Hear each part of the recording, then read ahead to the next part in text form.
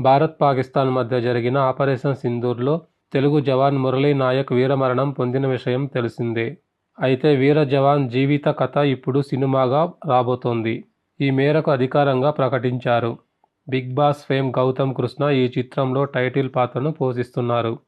Pan India రేంజ్లో ఈ చిత్రాన్ని తెరకెక్కించనున్నట్టు నిర్మాత కె. సురేష్ బాబు తెలిపారు. ఈ సినిమా ప్రకటన సందర్భంగా గౌతమ్ కృష్ణలు పలు వ్యాఖ్యలు చేశారు. ఆపరేషన్ సింధూర్ మన దేశ చరిత్రలో ఎప్పటికీ గుర్తుండిపోయే ఒక ముఖ్యమైన అధ్యాయమని అన్నారు.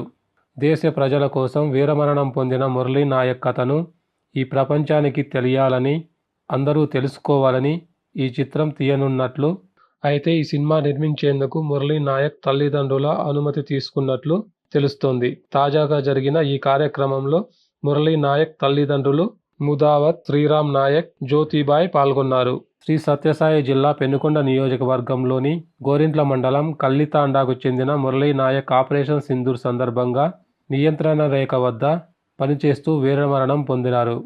ఈ సంఘటననే సినిమాగా రాబోతోంది.